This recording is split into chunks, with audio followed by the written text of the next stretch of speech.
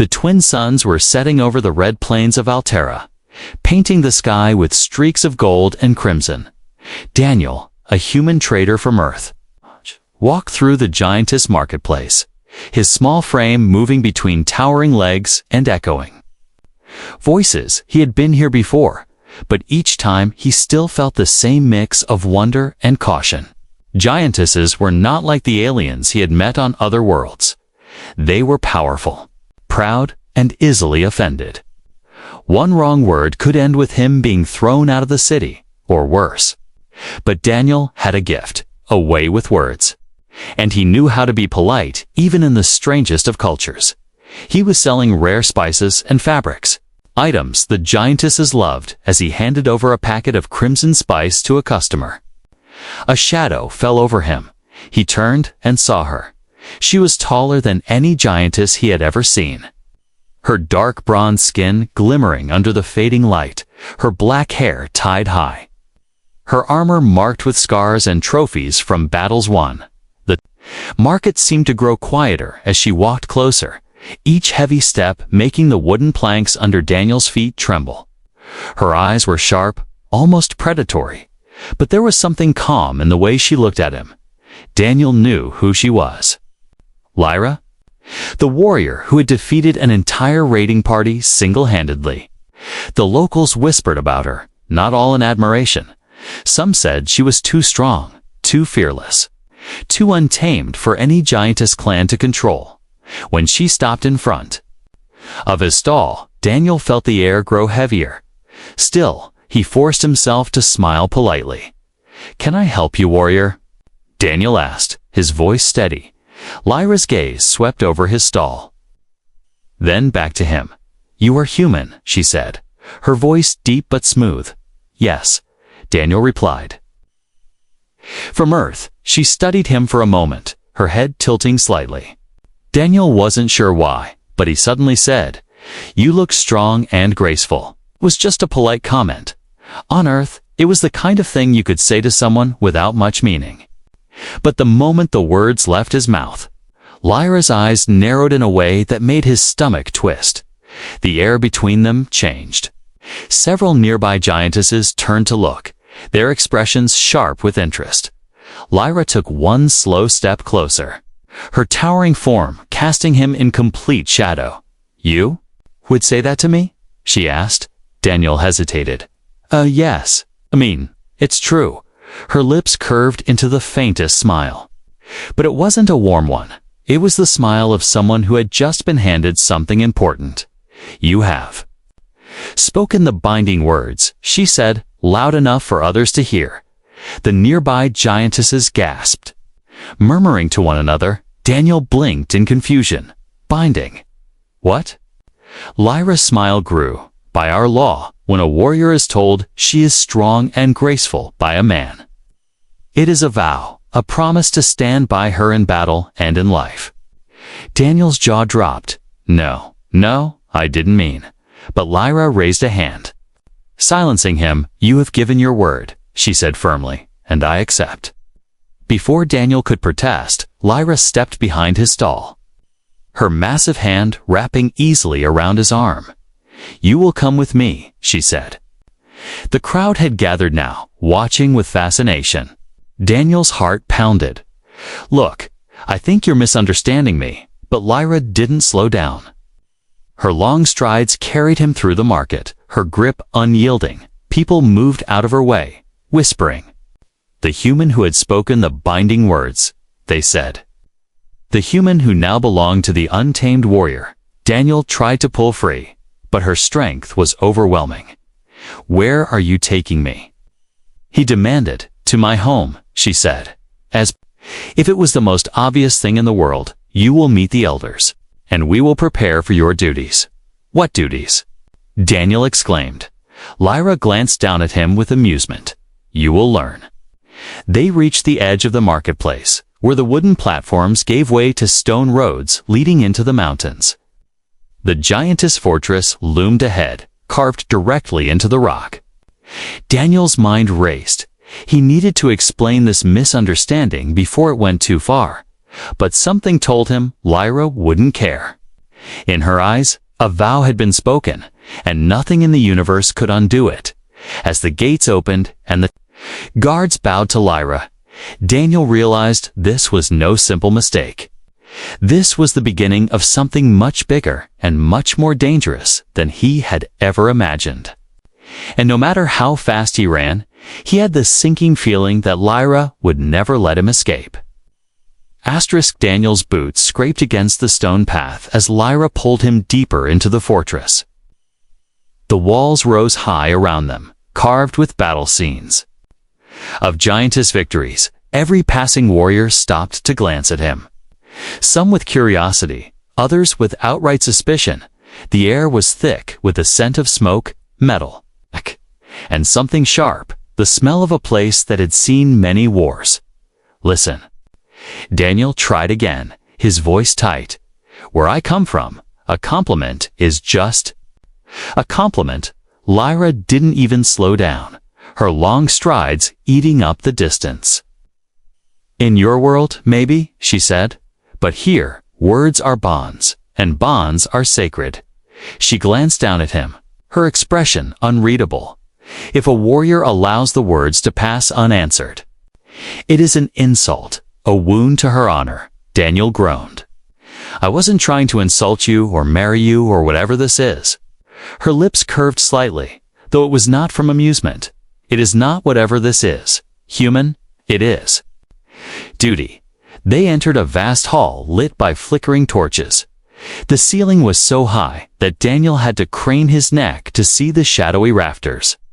In the center, a circle of massive chairs surrounded a fire pit, and on those chairs sat the elders, towering figures draped in robes, their faces lined with age and judgment.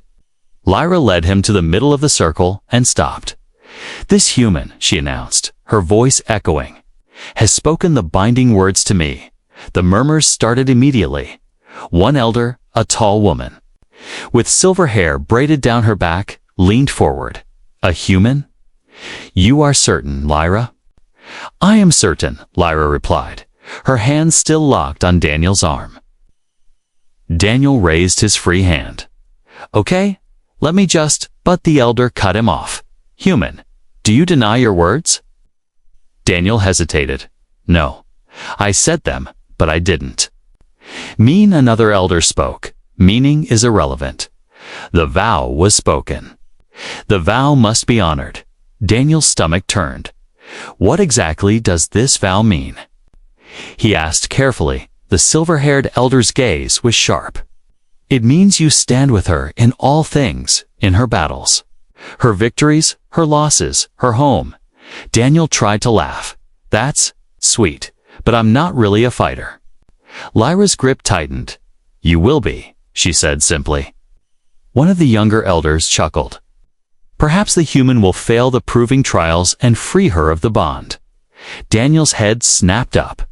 Wait, proving trials?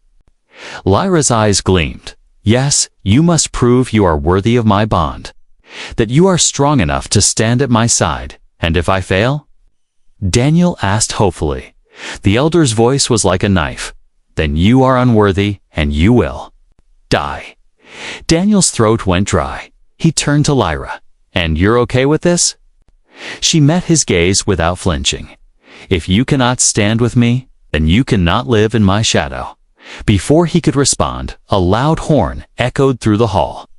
Lyra's head turned toward the sound, her posture straightening. It is the call for preparation, she said.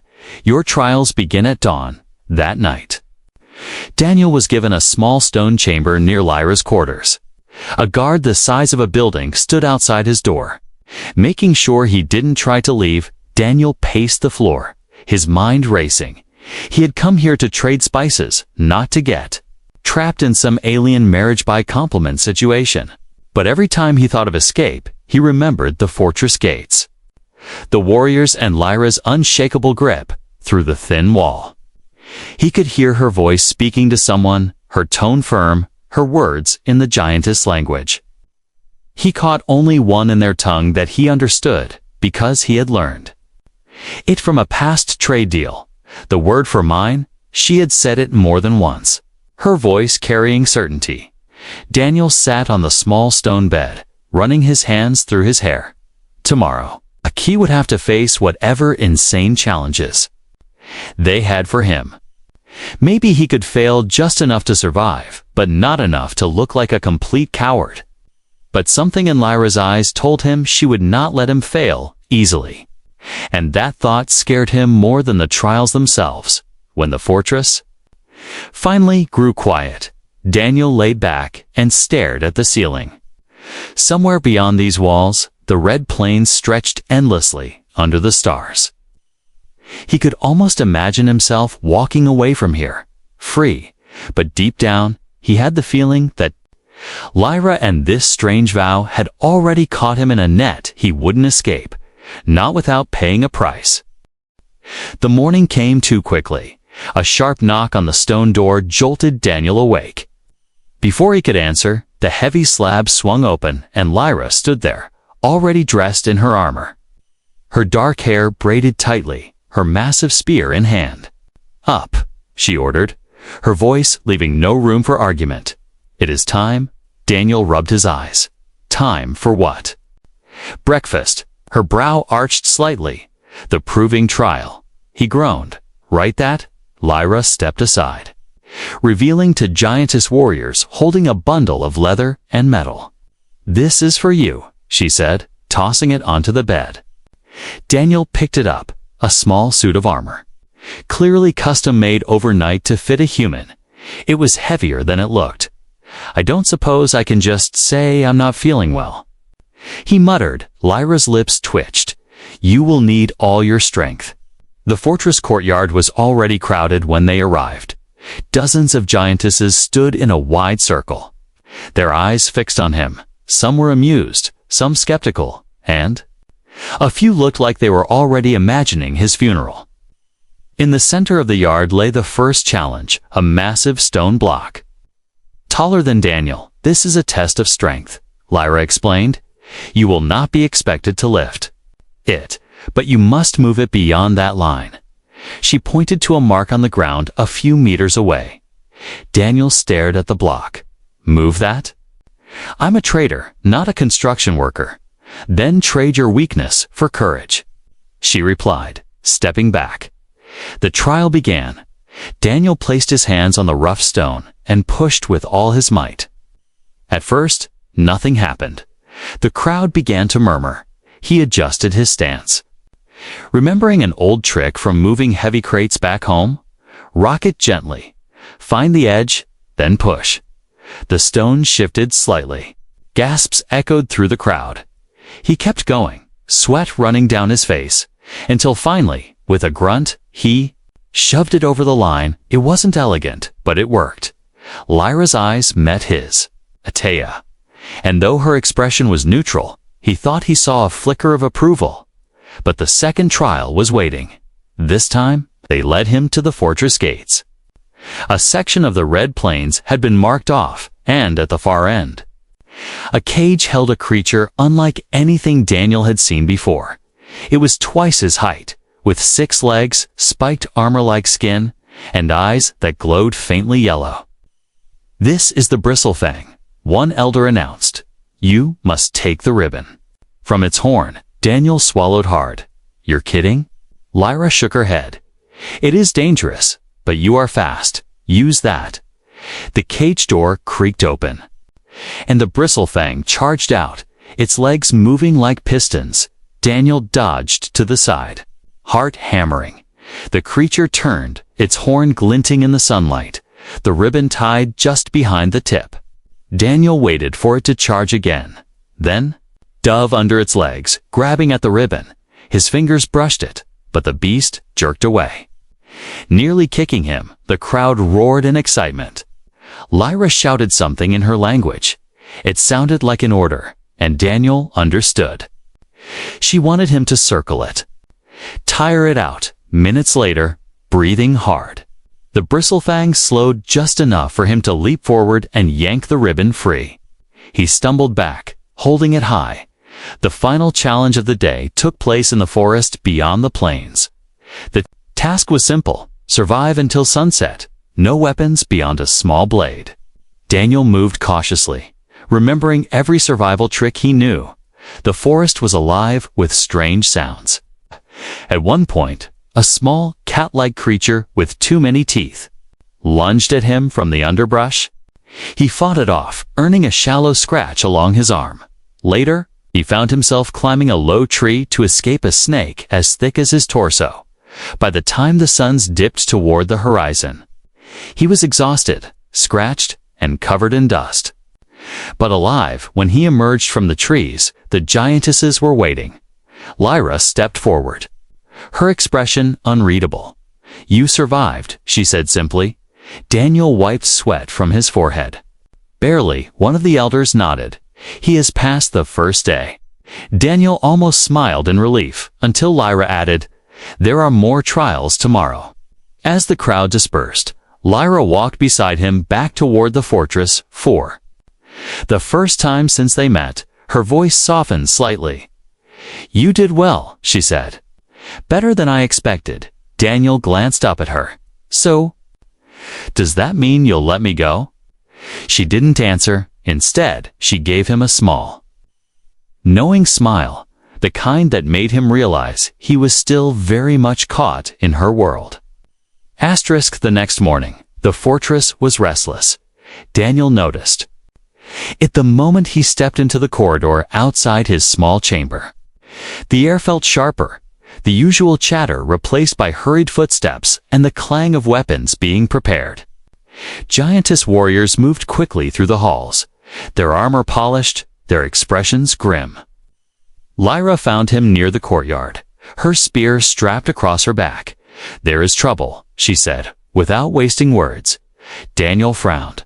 "Trouble, as in another trial?" She shook her head. "Trouble, as in war." They walked to the council hall where the elders and several warriors stood around a massive stone table. On it lay a carved map of the region, showing the red plains, the mountains, and the borders of neighboring tribes. An elder pointed to a black-marked area beyond the eastern ridge. "The Iron Fang clan," she said. "They are moving toward us." Daniel leaned closer. "And that's bad, because—" Lyra's eyes were hard, "because they do not come to trade. They come to take." The elders explained that the Iron Fang tribe had raided smaller clans before, leaving destruction behind. If they reached the fortress, the battle would be fierce. Daniel tried to step back. "Well, I wish you all the best with that. I'll just—" But Lyra's large hand landed on his shoulder, stopping him. "You spoke the binding words." She reminded him quietly, "You will stand with me." Before Daniel could argue, the silver-haired elder spoke. "If the human wishes to prove himself worthy quickly, he will fight in the coming battle." Daniel's stomach twisted. "Quickly prove myself." I was hoping for the opposite, but it was clear his protests wouldn't matter. The decision was already made. The next few hours were a blur of preparation. Lyra took him to the armory, a vast chamber filled with racks of weapons taller than him. She handed him a short spear and a shield made of some dark, lightweight metal. "They are balanced for your size," she said. "The shield will hold against most strikes. The spear will give you reach." Daniel tested the weight, trying to ignore how natural it felt to have a weapon in his hands. Training began immediately. Lyra led him to a smaller practice yard, where she drilled him in the basics of giantess combat. "Never meet a blow with force," she instructed, demonstrating with her own spear. "You are smaller, faster, use that."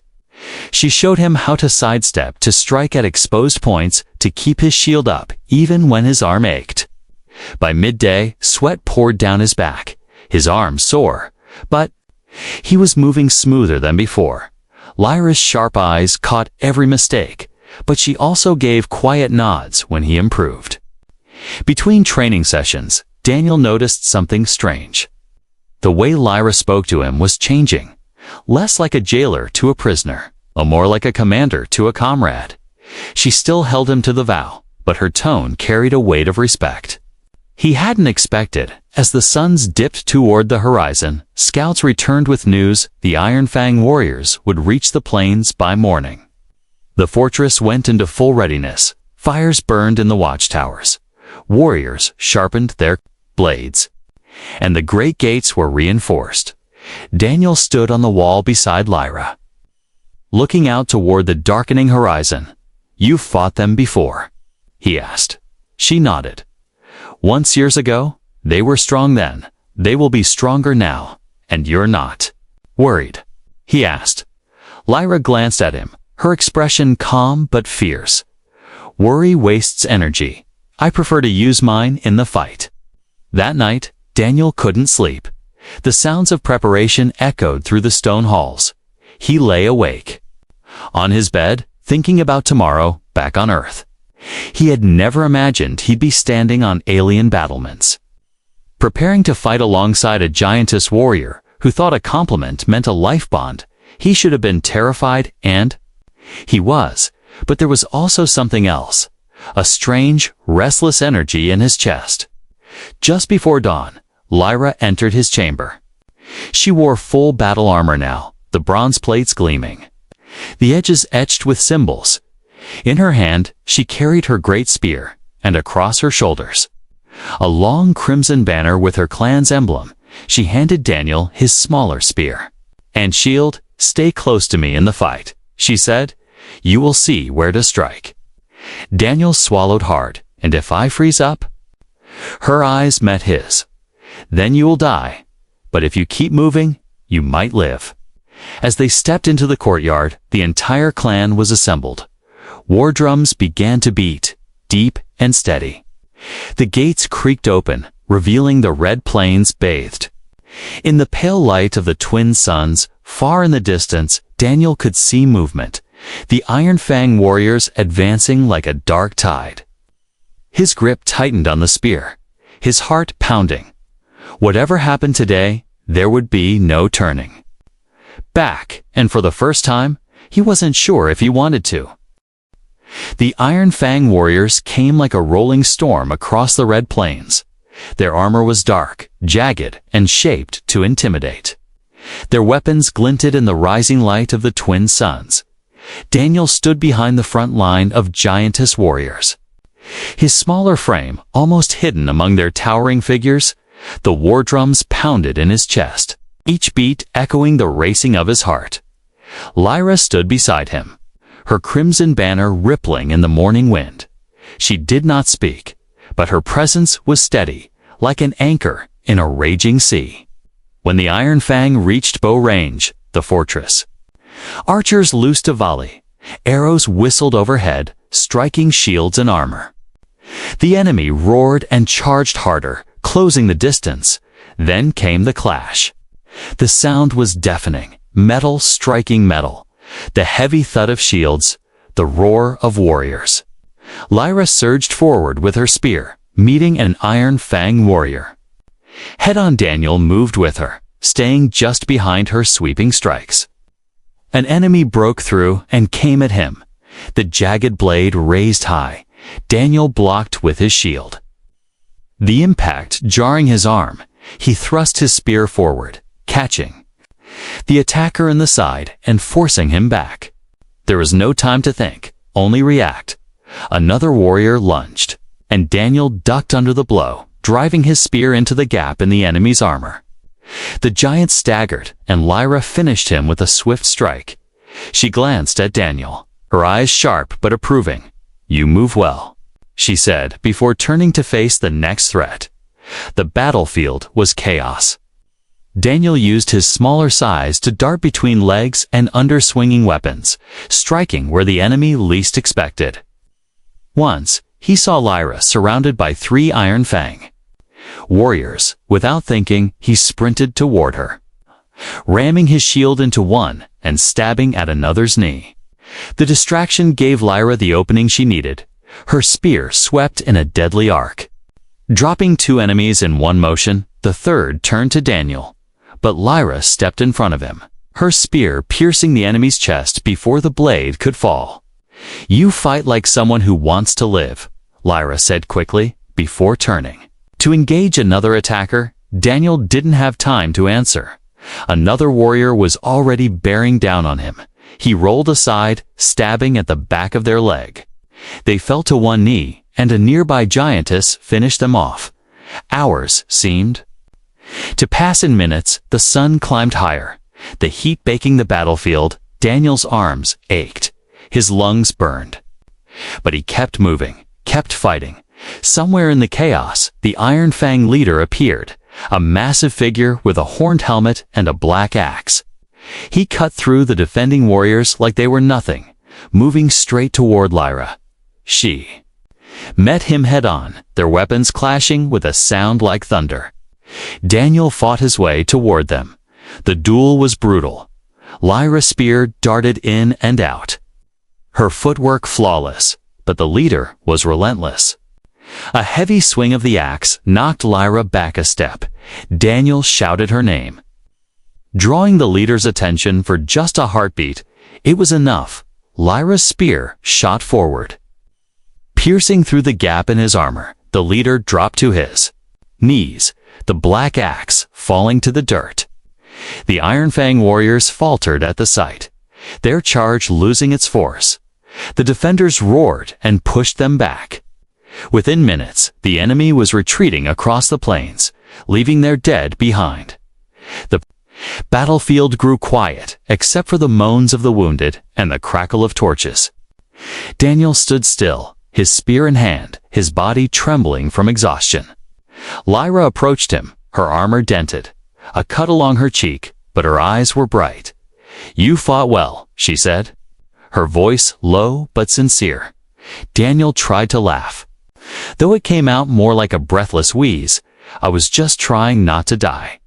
That is the first rule of battle," she replied, almost smiling. That evening, the clan gathered in the great hall. A feast was laid out, the air filled with the smell of roasted meat and the sound of drums. Lyra stood and raised her cup. "This human fought beside us, and saved my life more than once," she declared. The hall erupted in cheers. Daniel felt a strange warmth in his chest. Pride, maybe, or relief. But then he remembered, winning their respect didn't mean he was free. It might have bound him to Lyra even tighter. The feast went late into the night. The great hall echoed with the sound of drums and laughter, the smell of roasted meat filling the air. Daniel sat at the long table beside Lyra, pretending to enjoy himself. He raised his cup when others did, nodded when they spoke to him, even forced a few smiles. But his mind was already somewhere else. He had survived the battle. He had earned respect. And for the first time since meeting Lyra, the guards were relaxed. No one was watching him too closely. If there was ever a chance to leave, this was it. Lyra was busy speaking with the elders, discussing the victory. Her attention was fully on them. Daniel quietly slipped from the bench and moved toward the side door. The music and cheers covered the sound of his footsteps. No one stopped him. Outside, the night was cool. Twin moons hung in the sky, casting pale light over the red plains. The fortress gates were still open from the returning warriors, though guarded by 2 sentries who looked half asleep after too much drink. Daniel kept to the shadows, moving along the wall every step. Away from the great hall made his chest feel lighter. He had a plan: reach the plains, travel under moonlight, and head for the low ridge in the distance. From there, he could follow the old trader's path back toward the starport. It would take days, maybe weeks, but he'd be free. Daniel slipped past the guards while they were distracted. The cool night air hit him fully as he crossed into the open plains. For the first time in days, he was outside the fortress walls with no giantess towering over him. He quickened his pace, eyes fixed on the ridge. But freedom didn't last long. A shadow moved in the corner of his vision. Followed by heavy footsteps, Daniel turned and froze. Lyra stood there, her armor gone, wearing only a simple tunic. But her presence was as unshakable as ever. "You're leaving?" she said, her voice low. Daniel swallowed hard. Yes. For a long moment, she just looked at him, her eyes unreadable in the moonlight. I thought you were different, she said finally. Different? Daniel asked, his voice sharp with frustration. I never wanted this, Lyra. I never meant to make some vow. It was just a compliment. Her jaw tightened, and yet you fought beside me, saved me. That was survival. He said quickly, not devotion. Lyra stepped closer, her shadow falling over him. In my world, those two are the same, she said. Daniel shook his head. Not in mine. They stood in silence, the wind carrying the faint sounds of music from the fortress. Finally, Lyra spoke again, her tone softer. If you go, the elders will hunt you. They will see it as a betrayal of the bond. Daniel met her gaze. Then they'll have to catch me. Her eyes narrowed slightly, but there was no anger in them, only something heavier. She took a slow breath, then stepped back. I will not stop you, she said. But know this, the plains are not kind, and neither are the tribes beyond them. Daniel hesitated, surprised. You're letting me go? Her lips curved in the faintest, saddest smile. I said I will not stop you, but I will not come after you either. Daniel turned without another word, his legs moving quickly across the open ground. He didn't look back. Though a part of him wanted to, each step felt like shedding a weight, but there was also a strange hollowness in his chest. Hours passed as he crossed the plains, the moon slowly drifting across the sky. The ridge was closer now, the first sign of real escape, but before he could reach it, the distant howl of some predator echoed through the night. Daniel froze, scanning the darkness. Movement flickered at the edge of his vision. Tall shapes, too many legs, eyes glinting yellow. Bristle fangs, 3 of them, moving fast. Daniel gripped his small blade, his heart pounding. He tried to back away slowly, but one lunged, forcing him to roll aside. Another closed in, teeth snapping. Daniel slashed wildly, catching one across the snout, but the third circled around. Cutting off his escape, he knew he couldn't fight them all. And just when the first bristlefang lunged again, a spear whistled through the air, striking it cleanly. The beast collapsed. Daniel turned and saw her, Lyra. Standing at the edge of the moonlight, another spear in hand, she stepped forward without a word, driving the other to Bristlefang's back until they fled into the night. For a long moment, neither spoke. Then Lyra said simply, "You would have died." Daniel sighed. Maybe she looked at him steadily. "The ridge is still far, and the night is long. Do you still wish to go?" Daniel looked past her toward the darkness, then back at her. He didn't answer. But when she turned toward the fortress and began walking, he found himself following, his footsteps falling in line with hers. The fortress gates closed behind them with a deep, echoing thud.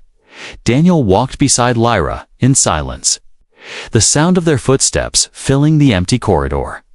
The night's chill still clung to him, and the memory of the Bristlefang's yellow eyes refused to fade. He had been so sure of his decision to leave, but now that certainty felt distant, almost foolish. Lyra said nothing as she led him to the quiet training yard. The moonlight spilled over the stone floor, silvering the edges of the weapons and armor stored there. She stopped in the center and turned to face him. "You could have kept walking," she said, her voice calm, "but you came back." Daniel folded his arms. "I came back because you showed up with a spear. If you hadn't been there, you would be dead," she finished, her eyes steady. He looked away, maybe, but that's not the point. Her brow arched slightly. "Then tell me, human, what is the point?" Daniel hesitated, searching for the words. "I didn't choose this," he said finally. "Okay? I didn't choose your vow, your trials, your battles, any of it. But somewhere along the way, Aquay stopped wanting to see you lose." Lyra's expression softened by a fraction. "And yet, you still wish to be free?" she asked. He took a breath. I don't know. Before they could speak further, a horn sounded from the outer wall, sharp. Urgent, they both turned toward the sound. Moments later, a guard ran into the yard, bowing to Lyra. Scouts have returned, she said. The Iron Fang survivors are regrouping. They will come again. Lyra's gaze flicked to Daniel. It seems the choice will not wait. The council gathered quickly in the Great Hall. The elders discussed defenses, sending scouts, and readying weapons. Daniel stood to the side, listening. Part of him wanted to slip away again, before the gates closed for good, but another part of him, the part that remembered standing beside Lyra in battle, stayed still. When the council dismissed, Lyra found him near the door. If you wish to leave, now is the time, she said. No one will follow tonight. They are preparing for war. Daniel looked at her. Really looked. She was strong. Yes, but also tired, not from the fight, but from carrying the weight of her clan alone. What happens if you lose? He asked quietly. Her answer was simple. Then my people fall, and the Iron Fang take all. He stood there, the silence stretching between them. Finally, he said, What happens if I stay? Lyra's voice was almost a whisper. Then you fight, not as a prisoner, not as a trial, but as my bondmate by choice. The words hung in the air, heavier than any armor. Daniel's mind flashed through the moments since he had met her, the marketplace, the trials, the battle, the escape attempt. The way she had stood between him and death more than once. And then he thought about walking away, knowing she would face the next attack without him. The thought sat wrong in his chest. Slowly, Daniel reached for the small spear leaning against the wall. Lyra's eyes followed the motion, unreadable at first. Then, for the first time since he had met her, she smiled, not the faint, guarded curve of her lips, but a real, unrestrained smile. You choose to stay, she said.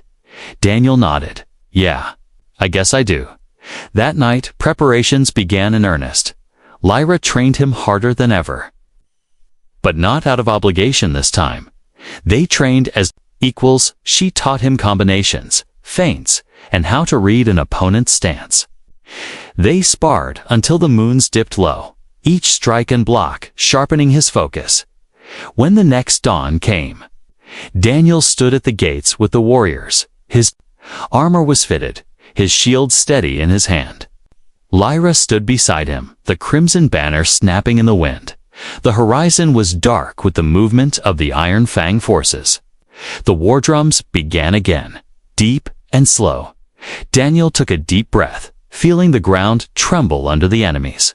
Advance, Lyra glanced at him, her voice steady but carrying an edge of something warmer. Ready? Daniel met her gaze. Let's finish this. The gates opened, and they stepped forward together. Not as captor and captive, not as accidental bondmates, but as warriors bound by choice.